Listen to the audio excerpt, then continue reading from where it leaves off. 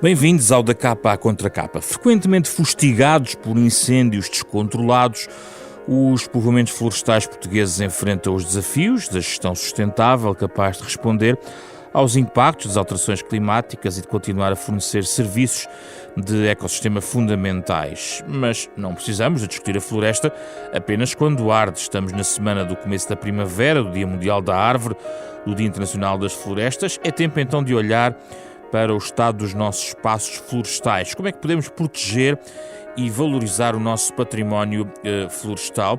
Para esta conversa convidámos Joaquim Sande Silva, professor e investigador em recursos florestais da Escola Superior Agrária do Instituto Politécnico de Coimbra, e Margarida Silva, da direção da Montis, Associação para a Gestão e Conservação da Natureza, criada exatamente há 10 anos para gerir territórios abandonados em nome do aumento da biodiversidade e da gestão inteligente dos fogos florestais. Vamos querer saber mais sobre este projeto, mas também as reflexões dos nossos convidados sobre este tema que nos traz a edição desta semana do programa da Renascença em parceria com a Fundação Francisco Manuel dos Santos.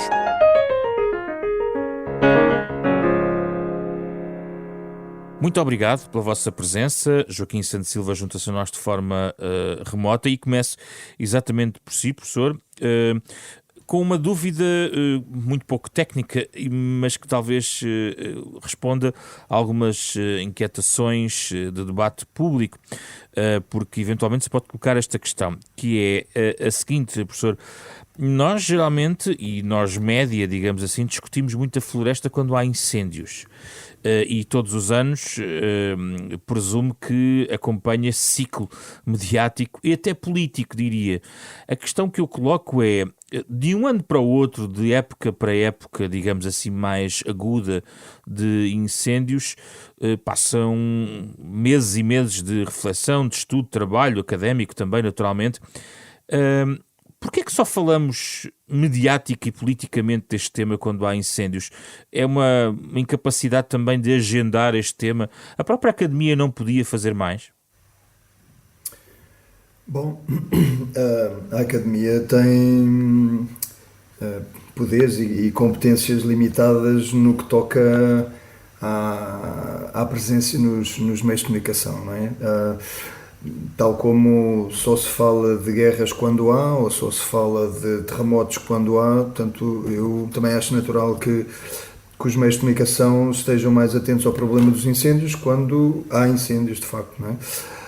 Nós, tal como referiu, fazemos o nosso trabalho ao longo do ano todo e, portanto, para mim e para muitos colegas meus, o tema incêndios está presente no dia-a-dia do meu trabalho, quer nas minhas aulas, quer em trabalhos de investigação. Agora, a forma como a sociedade vive este problema é muito marcada pela agenda mediática. Isso não... Quer dizer, que muito depois difícil. Arrasta a agenda política, eventualmente também, não é? Ora bem, essa é a parte perversa da questão, porque se é compreensível que do lado dos meios de comunicação e do lado do público em geral as pessoas estejam mais espertas para o problema quando o problema aparece de facto e está no cotidiano, do lado político não deveria ser assim, de facto, não é? E, portanto... E do lado dos cidadãos, professor? Porque eles veem o problema à porta das suas casas, e alguns deles são proprietários deste tipo de povoamentos. Não poderiam eles fazer mais pressão para que o tema só fosse, enfim, tratado nas alturas mais críticas?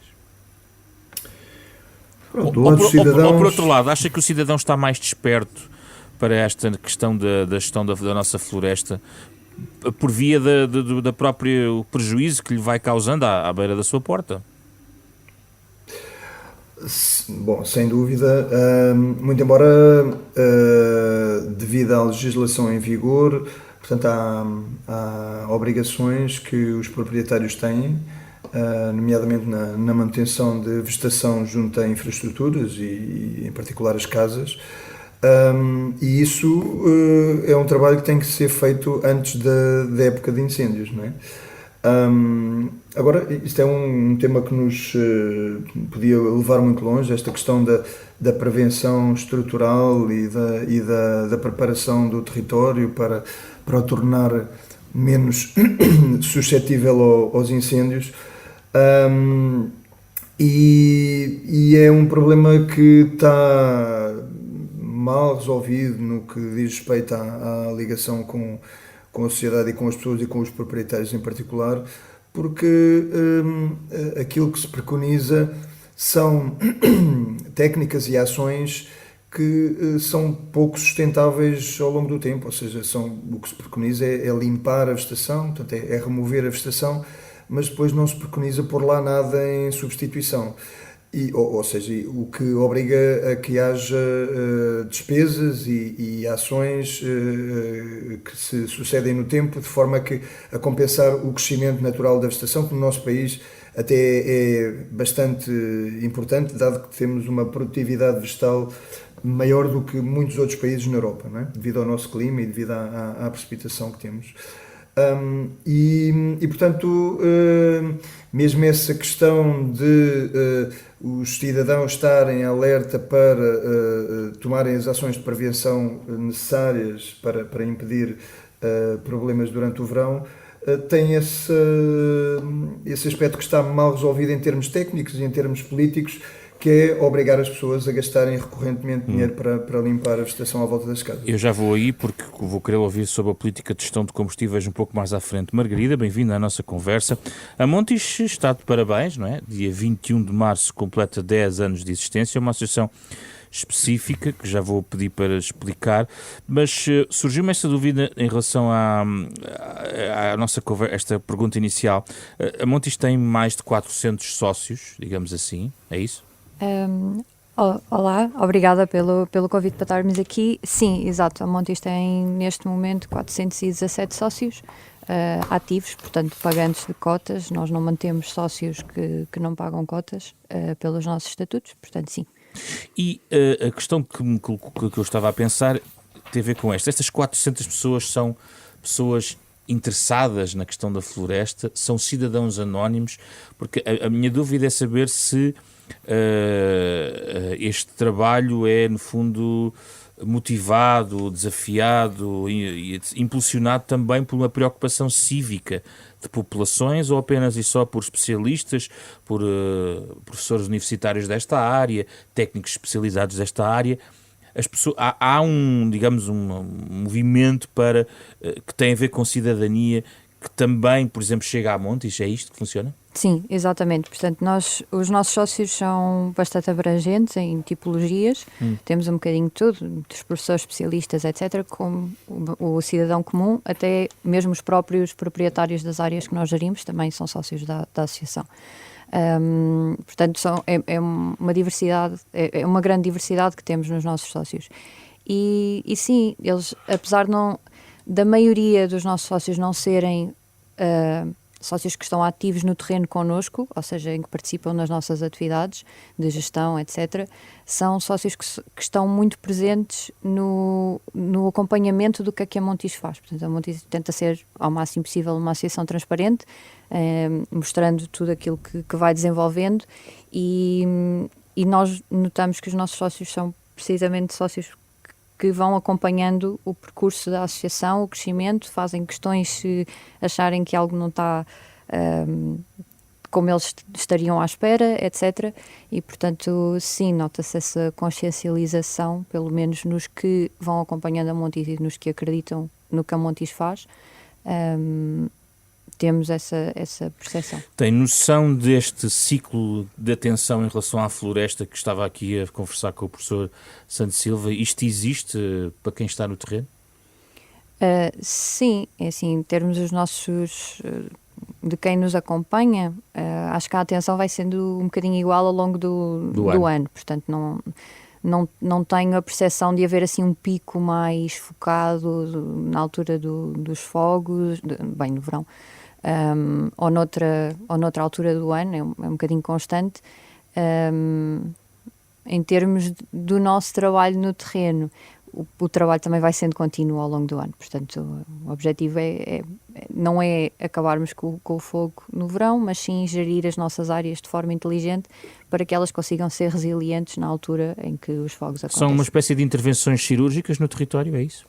Sim, exatamente. Portanto, nós tentamos olhar para para as áreas que nós temos em gestão, que, tal como disse no início, são terrenos abandonados ou marginais, e que a ideia é nós conseguirmos lidar com a falta da gestão que existe nestes terrenos marginais e que causaram ao longo do tempo alguma homogeneidade na paisagem e, portanto, ao fazermos a gestão destas áreas, tentarmos gerir ou criar áreas resilientes aos fogos florestais, não acabando com eles, porque os fogos fazem parte do nosso clima em Portugal, mas sim tentar criar áreas que, se passar um fogo, elas não acabem todas. Portanto, basicamente é uma ação micro, não é uma questão de grandes políticas, de grandes ações, não. Mas de fazer a diferença por pequenas ações. Essa é a estratégia da vossa associação e das pessoas, no fundo, que estão neste grupo? Exatamente. Portanto, a Montijo tenta manter-se um bocadinho à margem das políticas que existem. Claro que vamos acompanhando, mas com os recursos que nós temos, nós preferimos investir aquilo que conseguimos no terreno e tentando realmente pôr em prática aquilo que está previsto nos nossos planos de ação e na nossa recuperação ecológica e restauro ecológico das áreas, e com isso fazer a diferença no terreno. Certo, mas vamos então, professor Joaquim Santos Silva, a questões um pouco mais de estratégia e de gestão dos nossos espaços. Nós tivemos um ciclo aquele ano terrível de incêndios, depois houve muita reflexão sobre esta matéria, certamente a Academia também estudou toda essa matéria.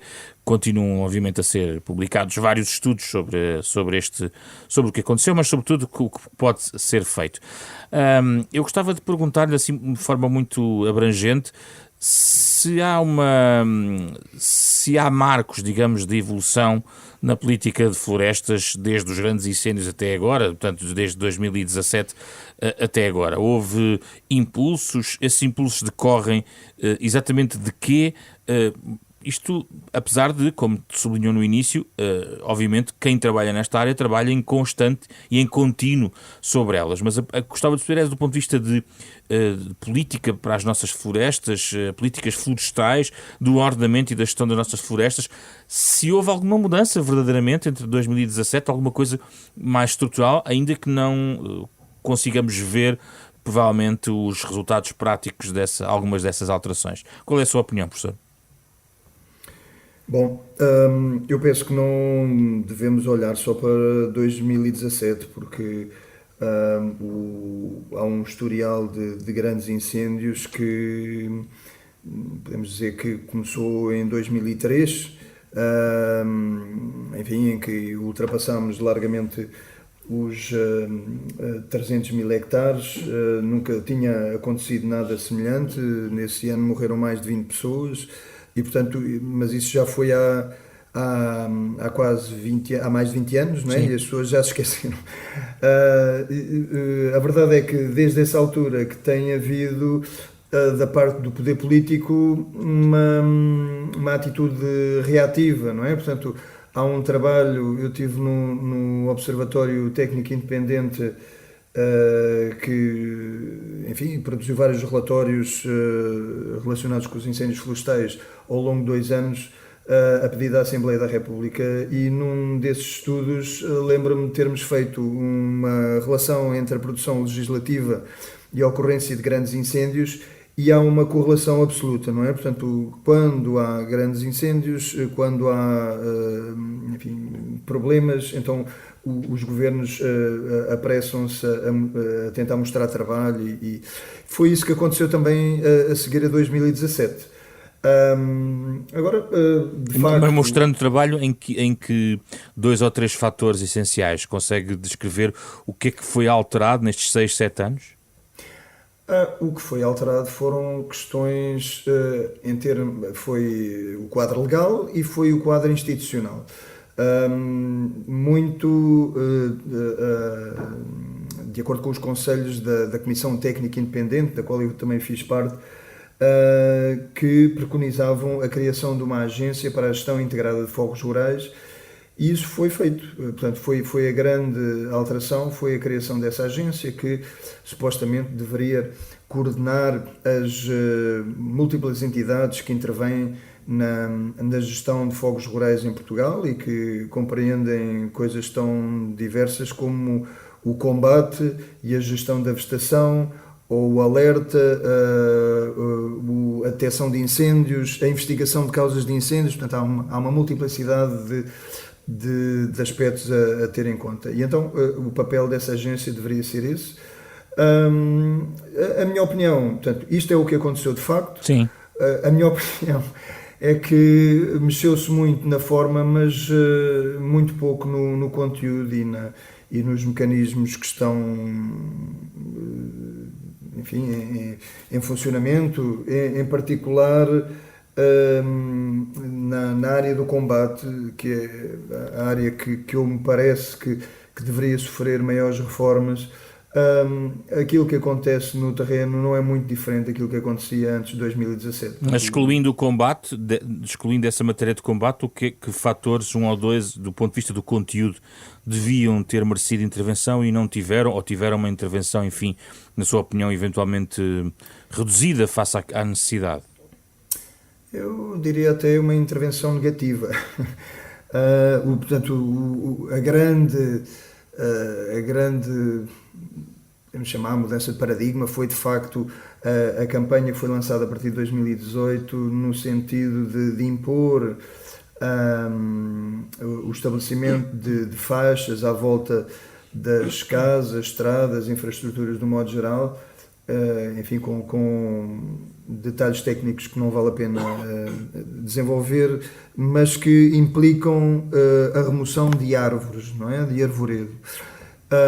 E isso tem tido efeitos absolutamente perversos, porque a remoção de arvoredo faz estimular o crescimento da vegetação e faz aumentar a velocidade do vento, faz baixar a temperatura, baixar a umidade dos combustíveis e aumentar a temperatura, ou seja, criam-se condições ainda mais propícias para o desenvolvimento e propagação dos incêndios. Está a falar das conclusões, por exemplo, do projeto Indo-Forest Fire, não é? No fundo, que no fundo disse que a conclusão é que não há uma grande diferença entre o fogo nas áreas geridas e as não geridas. É isto? Exatamente. Portanto, então não valia a pena fazer a limpeza, a gestão destes combustíveis? Valia, sem dúvida, mas não da forma como é feita, que implica a remoção do arvoredo. Portanto, as árvores são amigas da prevenção dos incêndios, ao contrário daquilo que muitas vezes se vende e se tenta propagandear. Porque as árvores mantêm sombra, mantêm uma temperatura mais baixa, mantêm uma velocidade do vento mais baixa também e dificultam o crescimento da vegetação. E, portanto, tudo isso são fatores que são uma vantagem do ponto de vista da prevenção de incêndios. E, portanto, aquilo que nós preconizamos é de facto a manutenção de faixas, mas mantendo o arvoredo e, inclusivamente, adensando as copas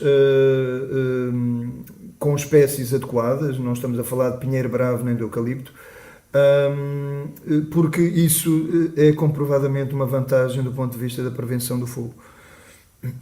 Muito bem. Margarida, tem opinião sobre isto? Sim, portanto, eu estava aqui a ouvir o professor e sim, tanto a minha opinião profissional como pessoal, corroboro o que o professor acabou de dizer. Portanto, e é isto um bocadinho que a Montijo faz. A Montijo tem áreas muito heterogéneas também, e muitas das áreas que tem, por serem terrenos marginais, aconteceu um bocadinho esta sucessão sem gestão, que foi: existiram fogos, as árvores acabaram por desaparecer, o banco de sementes também, e a vegetação mais rasteira, arbustiva, acabou por tomar ali conta das áreas e crescer um bocadinho desmensuradamente. Portanto, fez uma acumulação de biomassa que vai um bocadinho de encontro aqui ao que o professor estava a dizer, e o que nós tentamos fazer é substituir exatamente esta biomassa por árvores ou plantas que sejam maiores e que façam sombra e que vão controlando esta vegetação mais rasteira, exatamente para poder criar áreas que sejam mais resilientes ao fogo. E, portanto, sempre tendo em conta as espécies autóctones e nativas que existiriam naquelas áreas que nós temos sob gestão, tentando evitar ao máximo outras espécies que são consideradas florestais, mas que, bom, ou também são exóticas, ou então naturalizadas, mas que na verdade depois não ajudam muito na prevenção dos fogos ou a criar resiliência. E portanto é um bocadinho por aí que nós fazemos esse trabalho. Mas coloca a pergunta de quem está a ouvir e não é especializado, que pergunta então, mas foram técnicos que certamente nos aconselharam, e do ponto de vista até oficial, a fazer esta limpeza destas faixas. Não fazia sentido, ou fazia sentido, mas não da forma como foi orientado, é isso? Exatamente, eu acho que é um bocadinho isso. Faz sentido, mas não da forma como é orientado e como é dito para fazer. Acho que há um bocadinho de desconhecimento ainda do que é que se deve fazer depois dessas faixas serem limpas, ou então como gerir essa limpeza, em que altura mais própria eu fazer, outras opções que existem, etc. Mesmo junto às populações, mesmo junto às habitações? Sim, de certa forma, sim. Professor, mesmo junto às habitações, eu sei que também estudou, por exemplo, este projeto, falava em 6 zonas industriais, não é? Ou seja, estava também a estudar a ligação deste tal interface entre indústria e floresta, não é? Sim, quer dizer, utilizámos as zonas industriais como podíamos ter utilizado, sei lá, parques de campismo ou aldeias, não é? Portanto, porque em termos de prescrições técnicas de segurança à volta das infraestruturas, as coisas não são muito diferentes. Agora, a questão das árvores à volta das casas foi uma questão que até foi perguntada a um grupo de peritos australianos que esteve cá a convite da AGIF há um ano e tal. E eu lembro-me bem da resposta de um dos peritos, que foi essa história de remover as árvores é uma falácia, porque as árvores, em vez de propagarem o fogo, têm a vantagem de inclusivamente reterem as faúlhas provenientes da frente de fogo, e são uma barreira contra a radiação e, portanto, são uma proteção das casas em vez do contrário. É óbvio que não podem ser árvores quaisquer, também não pode haver vegetação no subcoberto, não é? Mas eu gostava de enquadrar esta questão do conhecimento, porque costumo dizer que as ciências florestais estão um bocadinho na idade da pedra quando comparamos com outras ciências, como, sei lá, a medicina ou a engenharia de infraestruturas ou outro tipo de ciências, em que se evoluiu muitíssimo. No caso da floresta não se evoluiu muito, não é? Portanto, nós vamos fazendo os nossos projetos de investigação, mas os sistemas são de tal forma complexos que o conhecimento que se tem é muito inferior àquele que se devia ter para ter respostas claras relativamente a uma questão simples, que é: devemos ou não ter árvores à volta das casas, ou devemos ou não proceder desta ou de outra forma em termos de gestão da vegetação. Mas o sistema quando fala do sistema é complexo, o sistema cientificamente é complexo ou política e administrativamente é complexo? Não, estou a falar do ecossistema, não é? Portanto, do ecossistema, não é? Porque no caso do fogo há uma multiplicidade de fatores. Sim. E tal como nós referimos nesse trabalho que citou, há fatores que se anulam mutuamente, que é o caso de tirar as árvores por um lado e agravar simultaneamente o ambiente de fogo. Mas se tivermos em determinadas condições, as árvores podem de facto agravar o comportamento de fogo, porque podem propagar o fogo para as copas. Agora, o ponto de equilíbrio e as condições exatas em que isso se passa requeriria uma ferramenta, um simulador, uma forma qualquer de conseguirmos saber exatamente que receita necessitamos para uma determinada situação. No fundo está a dizer que faltam condições, no fundo, quase laboratoriais ou também de dados sobre esta matéria, é isso? Falta basicamente investir mais tempo e dinheiro a investigar este tipo de coisas, mas quer dizer, isto é elaborar numa quimera, porque obviamente que estas questões são muitíssimo menos relevantes para a sociedade do que, sei lá, a saúde ou a educação ou outro tipo de valores. Apesar do que aconteceu em 2017, não é, professor? Apesar do que aconteceu em 2017. Portanto, o que aconteceu em 2017 as pessoas esquecem e se pensarmos, por exemplo, no número de mortos que temos nas estradas todos os anos, é muitíssimo superior àquilo que aconteceu em 2017 nos incêndios florestais. É uma coisa que chocou não só o nosso país, mas foram notícias que correram o mundo, mas depois passa, não é? Portanto, e até achamos que o problema está resolvido.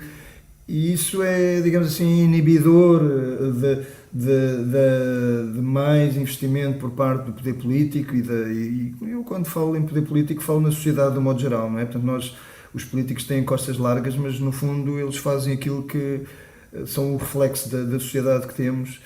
E a sociedade, se calhar, não está muitíssimo mais disponível para gastar dinheiro noutras coisas do que na floresta, nomeadamente na investigação. Margarida, isso coloca uma questão da reflorestação e da introdução de espécies, ou seja, há aqui também uma possibilidade. Se arde, há uma possibilidade também de atalhar uma outra estratégia ao nível de implementação ou de substituição da atual vegetação. Isso faria alguma diferença, Margarida? Bom, eu diria que sim, não é? Se temos áreas em que estão a precisar dessas árvores exatamente para baixar a acumulação de biomassa, como temos estado a falar, sim, isso faria a diferença, mas mais do que a reflorestação, e aqui também falando um bocadinho do que a Montijo faz, apoiar os processos naturais é bastante importante, e nomeadamente a regeneração natural. Portanto, se nós tivermos uma área em que já tem árvores que estão a germinar daquela zona, ou que arderam em fogos e que agora estão a arrebentar novamente, etc. Se nós apoiarmos o crescimento destas árvores ao máximo possível, mais depressa elas se tornam aquilo que nós queremos, que é trazer de volta a floresta naquela região para depois controlar através da sombra a vegetação que está por baixo, do que se estivermos a fazer a reflorestação com árvores novas que vieram de viveiros, de sementeiras feitas em, sei lá, noutras condições. Mas não faz sentido essa substituição? Ou faz sentido em algumas zonas? Em algumas zonas onde não há bancos de sementes disponíveis, sim, faz todo o sentido ir fazer a reflorestação e colocar as espécies que seria normal existir naquela zona. Mas na Montijo tem a experiência dessa substituição? Sim, temos as duas. E que resultados encontram ao nível, por exemplo, da resiliência face ao fogo? As nossas áreas ainda estão muito primárias para conseguirmos ter para conseguirmos ter essa comparação. Sim. Mas, por exemplo, as primeiras áreas que a Montijo adquiriu, que são mesmo da associação, portanto foram compradas pela associação, tiveram envolvidas nos fogos de 2017. Portanto, a Montijo adquiriu-as antes dos fogos, 2 anos antes, e estava a fazer um bocadinho o controlo do giestal que existia debaixo do carvalhal, que são essas áreas. E depois o fogo em 2017 veio e levou os carvalhos todos à frente, portanto deixámos de ter o carvalhal que existia naquela zona e que era um carvalhal jovem, maduro, mais ou menos, e portanto tivemos que olhar para aquilo e pensar, ok, o que é que vamos fazer agora? Decidimos dar um ano de espera para ver como é que a própria natureza reagia a essa situação do fogo de 2017, e o que aconteceu foi que exatamente na primavera seguinte os carvalhos que tinham ardido nessa propriedade começaram todos a rebentar novamente, portanto todos de tosso, ou seja, da base. As copas morreram, mas as raízes não sofreram com o fogo e, portanto, começaram a largar novas varas, e a Montijo decidiu, ok, em vez de irmos agora plantar aqui novas árvores e novas espécies, vamos apoiar antes o crescimento destas árvores que herderam e que estão agora a arrebentar novamente, e portanto o que a Montijo tem feito é conduzir o crescimento destas árvores através de podas seletivas, para ver se estimula o crescimento o mais rapidamente possível, para daqui a 7, 8 anos, se herder outra vez, pelo menos que elas não morram. Sente também esta falta de investigação, falta de investimento nesta investigação, que o professor estava a sublinhar? Sim, tanto na investigação como no investimento. O investimento, sem dúvida. Eu, como disse ainda há pouco, a Montijo é uma associação com poucos recursos, mas existem outras a nível nacional e todos nós tentamos trabalhar para a conservação da natureza, mas há pouco financiamento disponível para nós conseguirmos fazer aquilo que fazemos. Não basta só ir lá plantar a árvore ou dizer quero que esta árvore seja plantada ali ou o que for. Há trabalho por trás, há trabalho pessoal, contínuo, não é? Há pessoal para pagar, há vários recursos que são necessários para nós conseguirmos fazer. Mas há algumas linhas de financiamento até comunitário para estas matérias, sim, não há? Sim, existe algumas linhas de financiamento, e são essas que nós estamos a ir, somos muitos para o pouco que há, acho eu. E pronto, é um bocadinho por aí. Professor, neste estudo, curiosamente, havia a ideia de que, eventualmente, havendo uma substituição da atual vegetação por chamadas, que vocês descrevem, florestas folhosas, poderia reduzir a intensidade do fogo até 5 vezes, mesmo em condições climáticas extremas. Isto é bastante impressionante, tendo em conta, enfim, que as condições climáticas extremas, pelas projeções existentes, tendem a repetir-se e até a intensificar-se. Dá um sentido de urgência até à substituição de vegetação, não? Sim, mas a urgência é nossa. A natureza não tem urgência nenhuma, né? A natureza demora o seu tempo até termos estruturas que sejam suficientemente maduras para conseguirem ter esse efeito que foi referido nesse artigo. Esse artigo foi feito com base pegando no modelo da mata da Margaraça, que é uma mata em arganil com um grau de maturidade, enfim, avançado, não é? E que resistiu aos fogos de 2017. Portanto, há fotografias impressionantes em que se vê toda a paisagem queimada e castanha à volta e a mata mantendo um coberto verde como se não tivesse havido ali fogo nenhum. Depois ouvimos exemplos como este que a Margarida refere, que tinham carvais, mas que afinal o fogo passou por ali e queimou as copas portanto, toda a parte aérea morreu. Isto remete-me àquilo que eu referi antes, não é? Portanto, nós não temos ferramentas nem conhecimento suficiente para podermos dizer exatamente a partir de que momento é que, para estas condições, um determinado povoamento florestal vai conseguir resistir ao fogo, como aconteceu com a mata da Margaraça. Agora, uma coisa eu tenho mais ou menos segura é que não serve de nada nós gastarmos 120 milhões de euros em faixas de rede primária, que são faixas de gestão de combustível de grande dimensão no Alto das Serras. Portanto, o PRR tem 120 milhões de euros destinados a fazer este trabalho, que se anula em 3, 4 anos. Portanto, passado 3, 4 anos, vamos precisar de gastar outros 120 milhões de euros, enfim, dependendo das regiões do país, para voltarmos a ter o mesmo efeito de interrupção de combustíveis na paisagem. Deixa-me perceber, o investimento inscrito em PRR, dessa dimensão, não, é rapidamente, enfim, ultrapassado pelas circunstâncias previsíveis daquilo que pode acontecer, é isso? Não, vai ser ultrapassado porque a vegetação cresce. Portanto, a não ser que nós coloquemos alcatrão nessas zonas, a vegetação vai voltar a crescer e o trabalho que foi feito antes é rapidamente anulado devido ao crescimento da vegetação. Professor, mas quem é que responsabilizamos por inscrever uma verba de 120 milhões de euros para algo que o professor diz que em 2, 3 anos deixa de fazer sentido? Bom, responsabilizamos quem tomou Quem essa é que decisão. apresentou esse projeto? Nesse caso, o governo português, portanto, não, quer dizer... E o que é que faria, em vez de gastar esses 120 milhões nisso, o que é que faria fazer sentido gastar 120 milhões, professor? Olha, Pondo eu ao contrário, entregava- nas soluções. Eu tenho uma solução, não é? Portanto, mas isto é muito fácil falar quando nós não somos governo. Sim. Mas eu aplicava diretamente esses 120 milhões de euros em associações como a Montes, a Liga para a Proteção da Natureza, a Quercus, a Mil Voz e N outras associações que existem por esse país fora que fazem restauro ecológico e que fazem ações que pretendem dar alguma sustentabilidade ao território, precisamente através de processos de avanço na sucessão ecológica, ou seja, tentarmos ter sistemas mais maduros que, para além da questão da prevenção de incêndios, que é o tema desta conversa, têm muitas outras mais-valias, a biodiversidade, o armazenamento de carbono, a regulação do regime hídrico, a regulação do ciclo de nutrientes, enfim.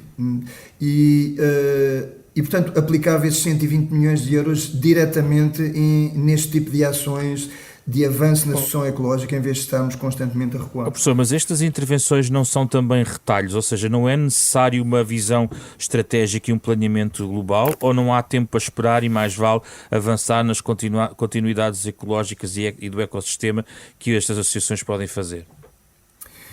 É verdade o que está a dizer, não é? Portanto, o que estas associações conseguem fazer são de facto ilhas no meio de uma paisagem muitíssimo mais vasta e que tem características muito diferentes. No entanto, estas ilhas podem frequentemente fazer a diferença, não é? Portanto, uma das localizações estratégicas de intervenção, em vez de estarmos a remover a vegetação do alto das serras, devíamos estar a alimentar e a gerir a vegetação nos vales.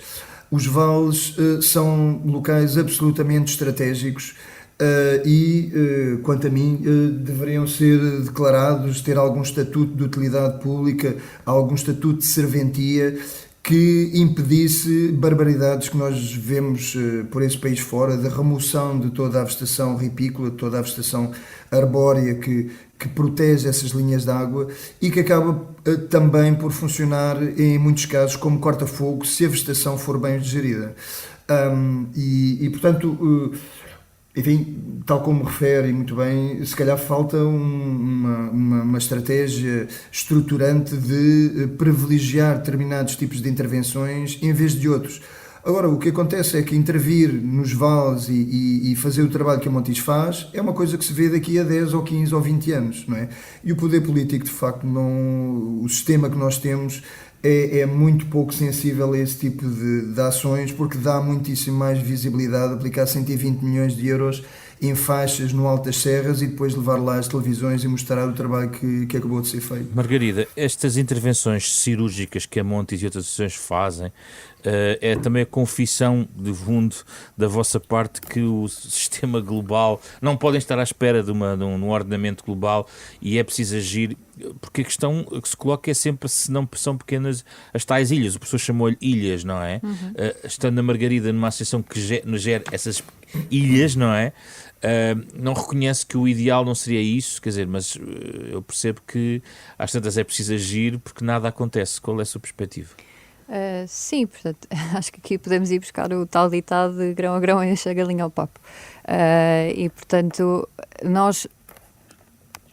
existem muitas associações que fazem bom trabalho em Portugal a nível de conservação da natureza e acho que se cada uma de nós for conseguindo fazer aquilo que faz, vamos tendo pequenos núcleos no país que se tornam mais resilientes e mais bem geridos do que aquilo que têm sido nas últimas décadas e que criam então estas pequenas ilhas que o professor Joaquim estava a falar, que vão ajudando a pelo menos manter alguma da floresta existente em Portugal e algumas das áreas com biodiversidade e com recursos hídricos estáveis, galerias ripícolas bem preservadas, etc.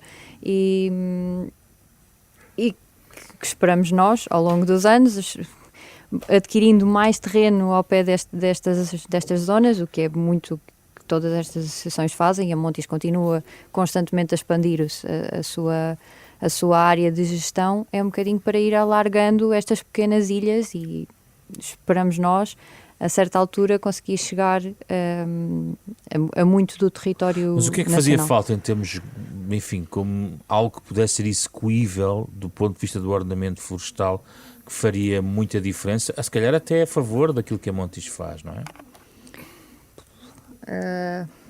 Tantas vezes se falou, por exemplo, a questão da propriedade, a questão enfim, até de várias competências em relação a esta matéria. O que é que faria sentido e que até ajudaria as associações no seu trabalho? Eu diria, bem, financiamento é sempre, não é? Nós, por exemplo, temos-nos deparado várias vezes com o problema do minifúndio que existe em Portugal, ou seja, haverem muitas propriedadezinhas espalhadas pelo país e que não se sabe de quem são. Está-se a tentar colmatar um bocadinho isso agora com os registros que estão a existir das áreas, mas pronto, estamos a caminhar para lá, mas tem sido até agora um dos problemas que nos temos deparado é quando encontramos uma área que nos faça sentido preservar ecologicamente falando e que nós queríamos fazer o restauro ecológico, primeiro que a gente consiga chegar aos proprietários daquela área. Tem sido quebra-cabeças, e depois, quando chegamos a descobrimos que afinal aquilo está dividido em 12 parcelas que, por sua vez, têm 12 proprietários diferentes. Então não é fácil. Portanto, eu diria que uma melhor organização nesse sentido ajuda certamente as associações. Professor, falou-se do cadastro florestal recentemente, ou durante os últimos anos muito. O que é que se avançou nesta matéria, na sua perspectiva? Bom, vale a pena referir também as coisas boas que aconteceram, não é? E eu penso que a iniciativa do balcão único do prédio é o chamado programa BUPI, não é? Que é uma boa iniciativa. Portanto, trata-se de levar aos cidadãos a possibilidade de fazer um cadastro simplificado das propriedades, que depois é reunido numa base de dados geral. Quando há confrontações litigiosas entre vizinhos, há um mecanismo para tentar resolver isso. E, portanto, eu penso que só podemos elogiar esse tipo de iniciativas que têm avançado. Enfim, portanto, neste momento ainda não há uma avaliação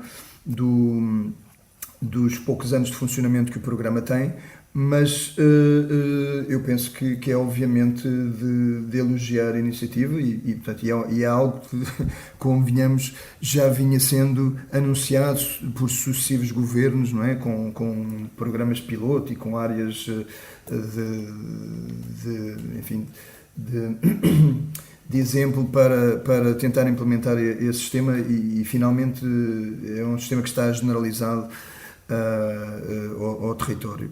Agora, nós não podemos pensar que isso nos vai resolver o problema dos incêndios em Portugal, porque não vai. Portanto, o que nós podemos de facto, passamos a ter uma possibilidade facilitada de intercâmbio de propriedades, como neste caso aqui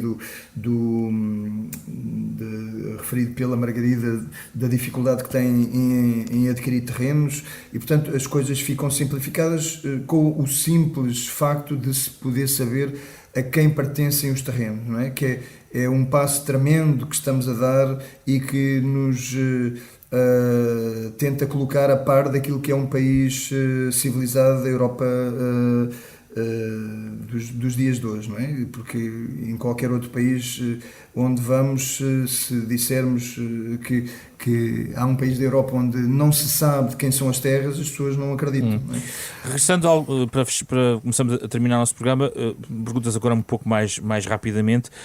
Regressando à questão das espécies, professor, falou-se muito, e é sempre um grande tema, de grande polémica até, sempre esta questão sobre a substituição, o fim dos eucaliptos. É uma questão colocada de forma errada ou faz algum sentido a forma como ela é debatida? Bom, ela é debatida de diferentes formas. Se falar com É quase a uma indústria, claque, há claques, inclusivamente, há assim uns prós e contras, exato, não é?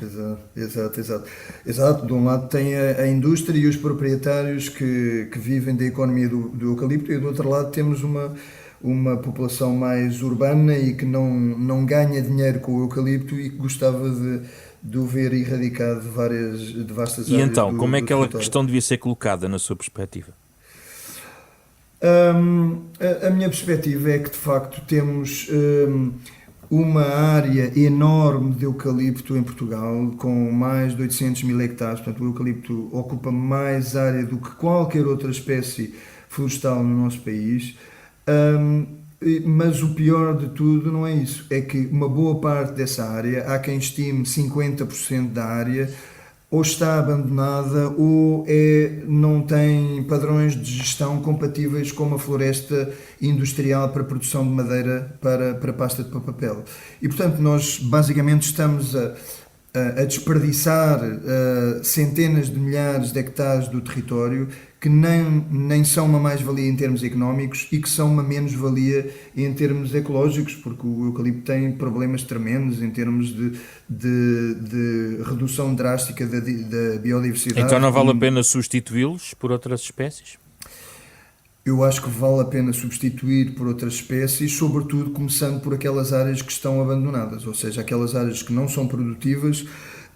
Há inclusivamente já áreas vastas de eucaliptal que foi originado por a regeneração natural, nem sequer foi plantado, portanto foi a própria espécie que se começou a expandir para outras zonas e são povoamentos que não são explorados e que estão lá instalados naturalmente e, portanto, deveria de facto haver um trabalho de reconversão dessas áreas que não são produtivas do eucalipto, porque não servem a ninguém, não servem à indústria, não servem à economia e são um problema em termos de biodiversidade e um problema, convenhamos, também em termos de incêndios. Margarida, qual é a sua opinião sobre isto? É exatamente aquilo que o professor Joaquim acabou de falar. Portanto, nós temos exatamente esta perspectiva de que existe muita área em Portugal que tem eucaliptal que não é gerido e que esse eucaliptal deveria de ser reconvertido para restauro ecológico, ou seja, em espécies nativas e que façam sentido existir naquelas zonas.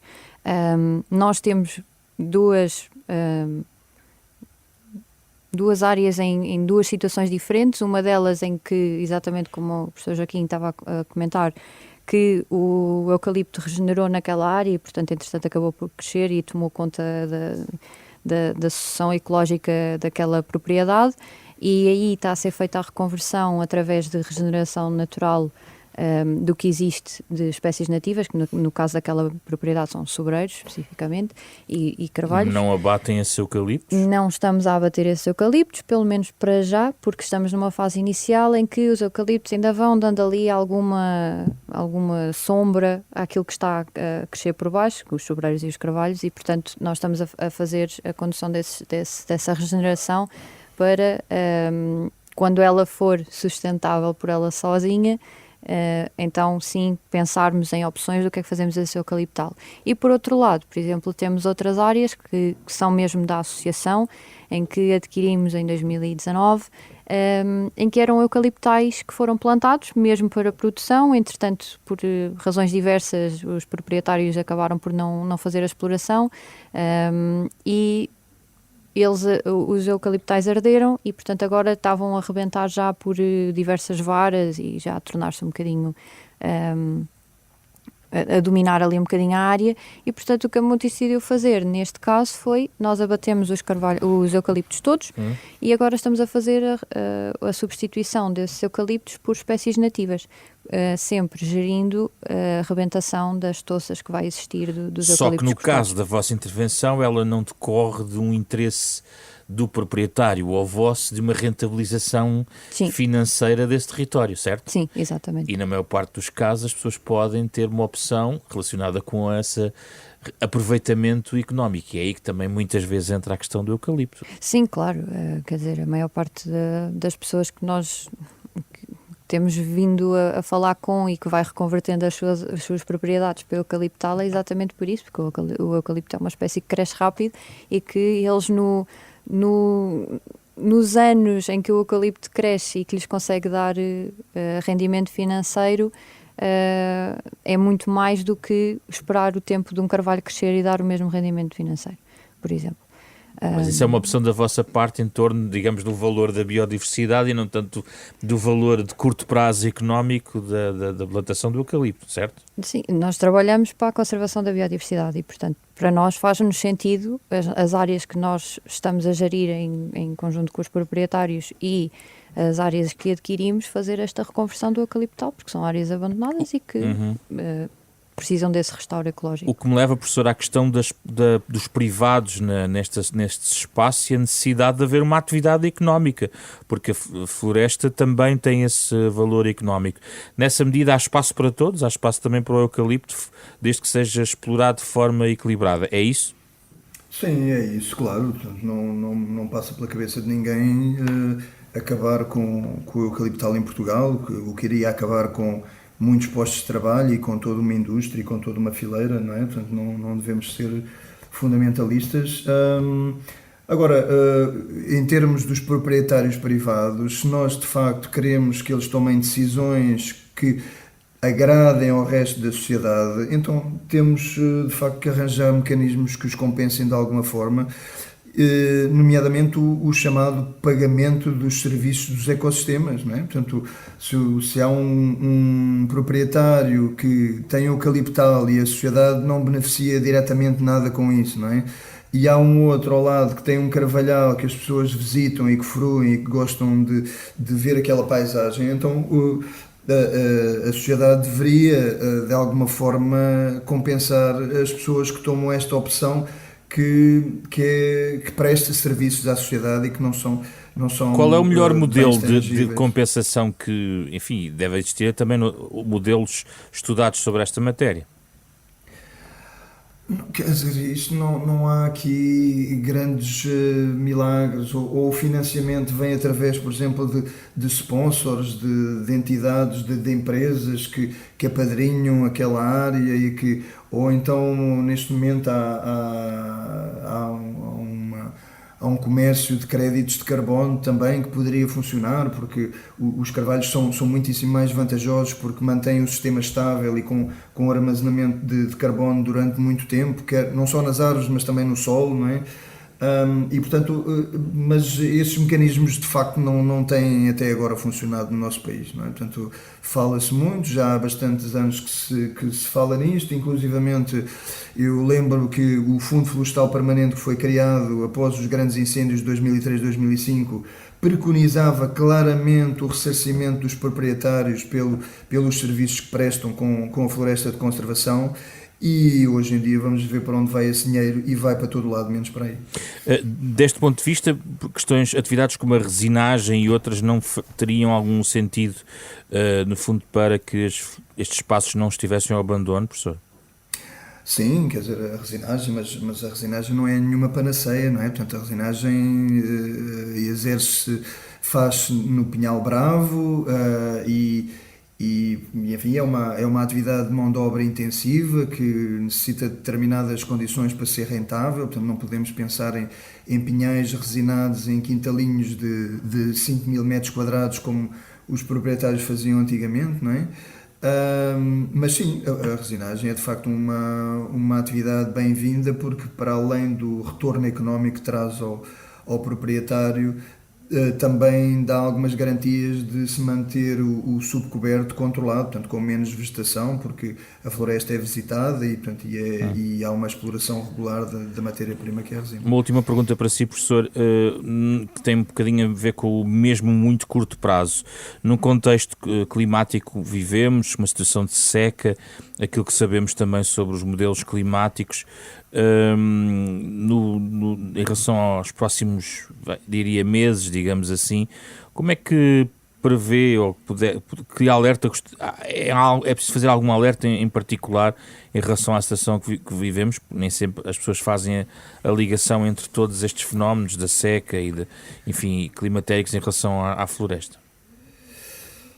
Não, quer dizer, a seca tem múltiplas vertentes e múltiplas consequências, não é? Eu, de facto, não domino a maior parte delas, portanto, estou mais ligado à questão dos incêndios E nessa medida, como é que estamos, digamos assim?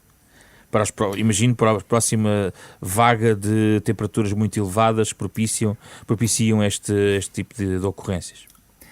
Eu acho que ainda é muito cedo para nós anteciparmos o que vai ser o verão, não é? Portanto, o ano hidrológico neste momento, portanto, o ano em termos meteorológicos, para já não está a ser assim um ano extremamente seco como aconteceu em 2022, por exemplo, para recuar há poucos anos.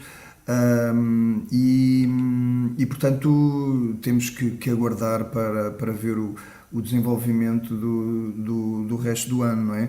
Os estudos o que dizem é que quando a primavera é chuvosa e nós ainda não começámos na primavera, à partida não vai haver grandes problemas de secura extrema dos combustíveis durante o verão e portanto não haverá cenários, enfim, de alarmantes. incêndios muito alarmantes. Portanto, temos que esperar mais uns meses, ver o que é que acontece em abril e maio para podermos fazer aqui um prognóstico um bocadito mais seguro.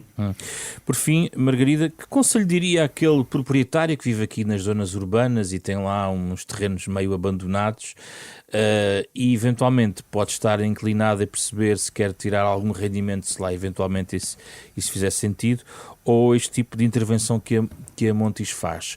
Que ferramentas tem este proprietário e o que é que recomendaria que fizesse?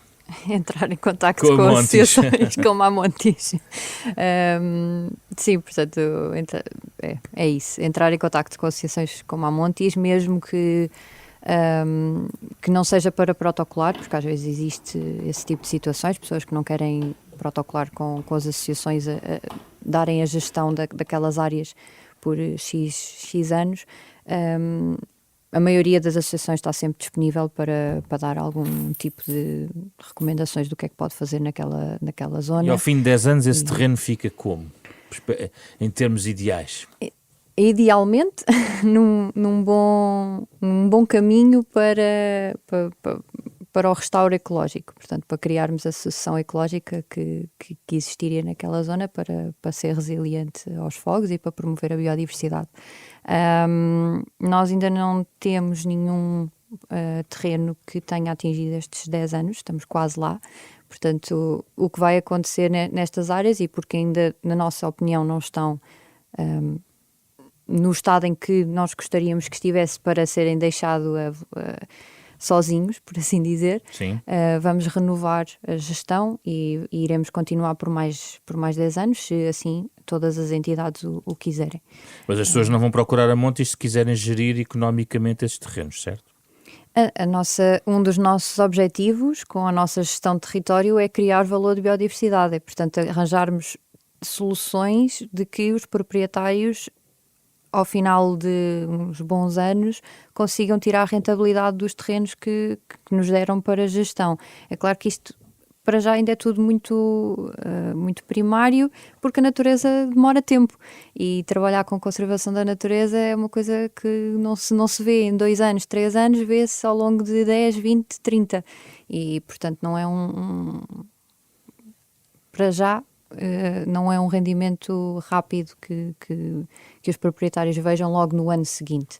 Pronto, mas é uma questão de... E já agora, investir nesse trabalho é também investir no conhecimento, porque eu sei que também tem vários estudos e recolhem também a experiência de várias pessoas que estão exatamente nesta área, estudantes, fazer várias teses, inclusivamente, não é? Sim, nós recebemos vários estagiários anualmente que vêm desenvolver as mais variadas temáticas nas nossas áreas. Portanto, incluindo o fogo controlado, por exemplo? Incluindo o fogo controlado. Já tivemos alguns que vieram trabalhar nas matérias de fogo controlado, tentar perceber um bocadinho qual é que é a evolução entre cada fogo controlado que existiu naquela propriedade. Portanto, especificamente nós temos uma área que não tem